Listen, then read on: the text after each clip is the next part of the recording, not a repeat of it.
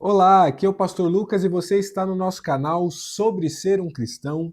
Curta, se inscreva, compartilhe e nós vamos começar agora um estudo sobre a igreja de Tessalônica, carta de 1 aos Tessalonicenses. Quero ler com você o versículo 1 e o versículo 2. Então vamos partir para esse estudo, entrando aqui numa sequência de vídeos onde vamos ver detalhadamente mais sobre essa igreja, sobre o contexto dessa igreja e sobre esses 5 capítulos dessa carta. 1 Tessalonicenses, versículo 1 diz assim: Paulo, Silvano e Timóteo, a igreja dos Tessalonicenses, em Deus Pai e no Senhor Jesus Cristo. A vocês, graça e paz da parte de Deus e de nosso Senhor Jesus Cristo. Sempre damos graças a Deus por todos vocês, mencionando-nos em nossas orações. Então a gente vai ver que Paulo, Silvano e Timóteo, ou Silas, né, são aí as pessoas que estão direcionando essa carta a essa igreja. Qual que é a realidade de Tessalônica? O que envolve o contexto de Tessalônica? E nesse estudo aqui vamos pensar um pouquinho também sobre o seu pano de fundo, sobre o seu contexto histórico. Tessalônica tem muito a ver com aquela parte do capítulo de Atos, capítulo 15 até o capítulo 18, onde Paulo ele é impelido pelo Espírito Santo. Olha, Paulo, numa visão, passa a Macedônia e ajuda-nos. E ele se sente então direcionado ao Espírito Santo a ir para a Macedônia. Tessalônica fica na Macedônia. Nós vamos colocar no mapa aí para você ver. Nesse mapa visualizar, está perto de Filipos aí, a região de Tessalônica. Tessalônica era a maior e mais influente cidade da Via Egnatia, uma grande rodovia romana que ligava o Oriente ao Ocidente. Era situada no Golfo de Salônica, funcionava como a capital da província da Macedônia, sendo um polo comercial imenso e um dos portos mais importantes da época. Então, também uma cidade portuária igual Éfeso, por exemplo. E Tessalônica é uma cidade que tem um pano histórico muito grande. O que a gente vai passar aqui é um pouco mais resumido. A gente está fazendo um estudo aqui, através desses vídeos, sobre Tessalonicenses, mas a gente vai ser um pouco mais resumido nessa parte histórica. Vou deixar aqui para você, na descrição, um link onde você tem um estudo completo e muito denso, se você quiser aí se aprofundar cada vez mais nesse estudo aos Tessalonicenses. Qual que é a história e o status político de Tessalônica? Originalmente chamada de Termai, Fontes Quentes, foi reconstruída em 315 a.C. por Cassandro, que a batizou em homenagem à sua esposa, irmã de Alexandre o Grande. Em 42 a.C., os romanos transformaram numa cidade livre, o que lhe garantia o direito de manter uma assembleia popular e magistrados próprios, chamado de Politarcos.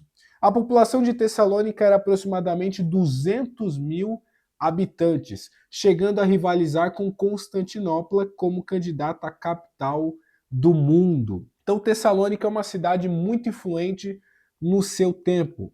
Então, vamos pensar agora no contexto de plantação de igreja. Paulo é direcionado pelo Espírito Santo para lá e ela é uma igreja gerada num contexto de sofrimento, de perseguição. A evangelização da região ocorre sobre severa perseguição. Paulo já havia sido açoitado em Filipos e ele chega em Tessalônica.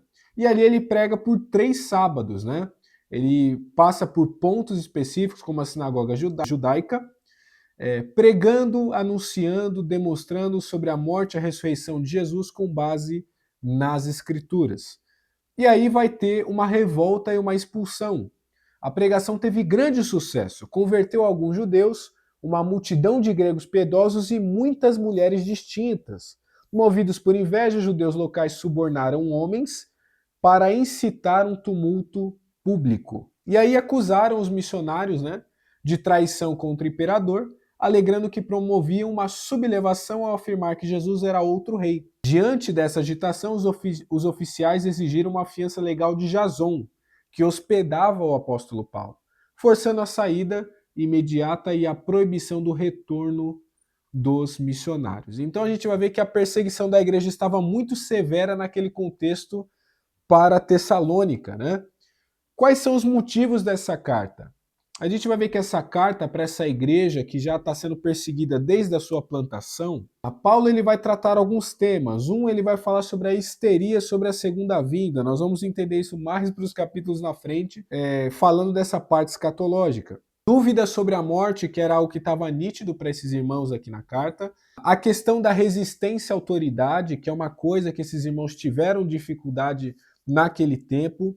A questão da recaída moral, e aí por causa do contexto grego, né, o forte ambiente cultural grego era cheio de sensualidade e promiscuidade, exigindo um chamado claro de Paulo à santidade e à pureza. Ataques ao caráter de Paulo, e aí você tinha ali pessoas acusando o apóstolo de ser ganancioso, ditador, aí um fugitivo, e uma questão de divisões internas. Sinais de disputas e falta de amor prático ameaçavam a comunhão da igreja nascente. Então vamos pensar agora verso por verso desse capítulo 1. Paulo, Silvano e Timóteo, a igreja dos Tessalonicenses em Deus Pai e do Senhor Jesus Cristo. A vocês graça e paz da parte de Deus e do Senhor Jesus. Damos graças a Deus por todos vocês, mencionando em nossas orações. A carta é assinada por Paulo, Silas, que é um líder profeta e cidadão romano, e Timóteo, que é um ministro de pai grego e de mãe judia. Paulo não se intitula apóstolo nessa introdução, simplesmente porque a sua autoridade nunca foi questionada pela igreja de Tessalônica. Os destinatários são aí claramente para nós a igreja dos Tessalonicenses. Vamos para o verso 3? Lembramos continuamente diante de nosso Deus e Pai o que vocês têm demonstrado, o trabalho que resulta da fé, o esforço motivado pelo amor e a perseverança proveniente da esperança em nosso Senhor Jesus Cristo. E aí ele diz: sabemos, irmãos amados de Deus, que ele os escolheu, porque o nosso evangelho não chegou a vocês somente em palavra, mas em poder, no Espírito Santo e em plena convicção. Vocês sabem como procedemos entre vocês em seu favor. Então a gente vai ver três virtudes que vamos chamar de virtudes cardeais. Paulo demonstra gratidão ao lembrar três marcas práticas daquela igreja. A operosidade da fé, a fé verdadeira deles, não é uma fé morta, é uma fé que era produtiva, uma igreja frutífera que propagava o evangelho mesmo num contexto de perseguição.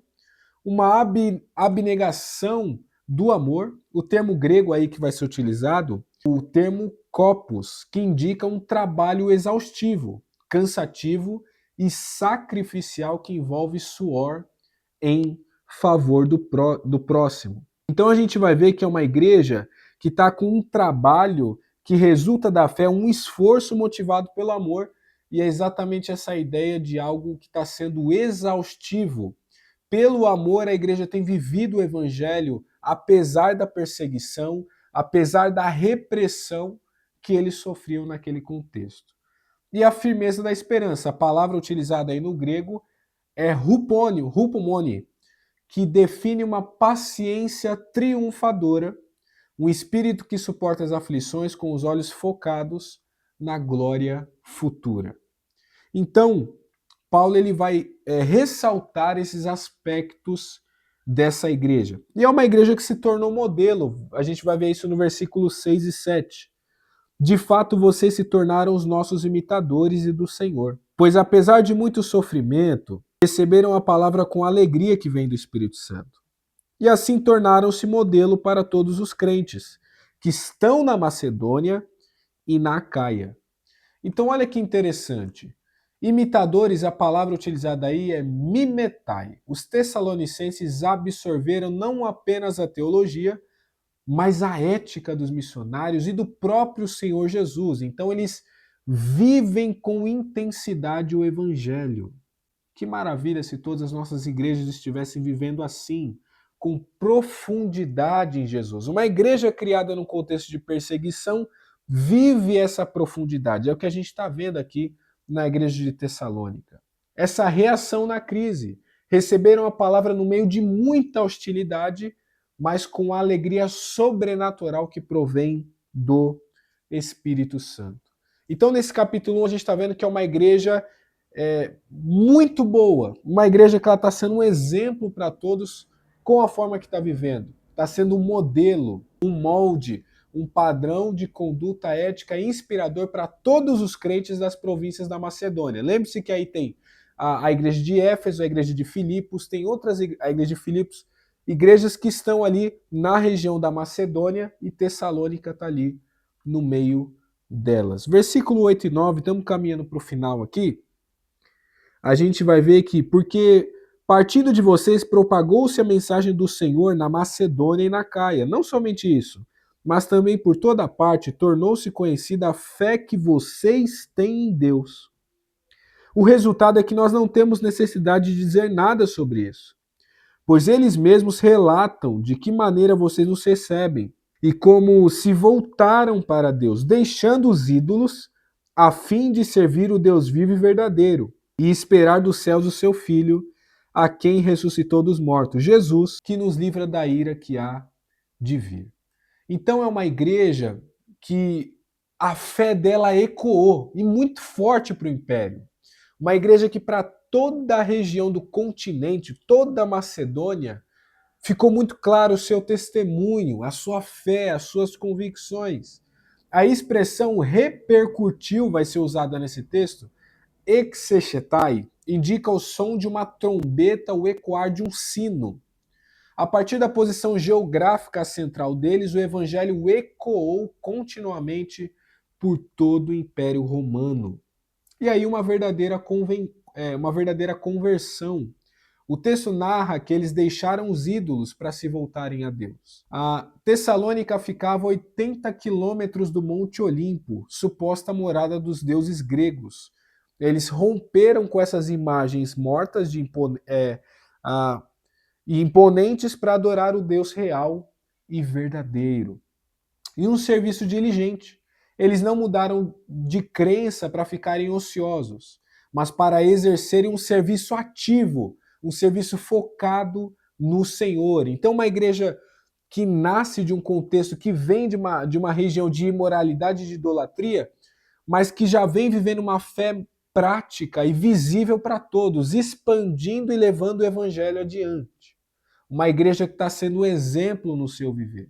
E aí a gente vê a expectativa gloriosa que é o versículo 10, aguardando, né? Sobre aguardar, esperar dos céus Jesus. A palavra utilizada é anamnem. O termo aponta para uma espera contínua, paciente e confiante. Significa viver uma vida santificada, preparada, como quem arruma a casa para um visitante que está chegando.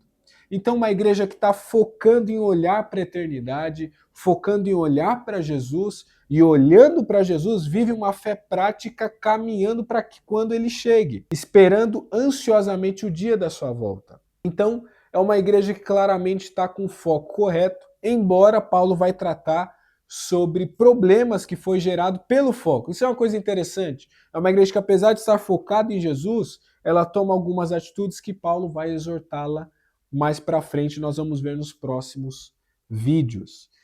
O foco da esperança. A igreja não estava focada em caçar sinais escatológicos, mas aguardar Jesus que viria dos céus. E aí, Jesus, a ênfase final, né? Aquele que nos livra da ira que há de vir. A segunda vinda virá. Juízo e trevas aos despreparados, mas para a igreja, Jesus garante o livramento da ira. Não há mais condenação aos que pertencem a Cristo. Então esse é o contexto do capítulo 1, esse é o pano de fundo da igreja de Tessalônica, e como eu falei aqui nesse vídeo, vou deixar para você um link onde você tem um acesso de um estudo muito completo para que você possa se aprofundar, caso você queira, ainda mais na carta aos Tessalonicenses. Que Deus te abençoe e nós nos veremos nos próximos vídeos aqui no nosso canal sobre ser um cristão. Tchau!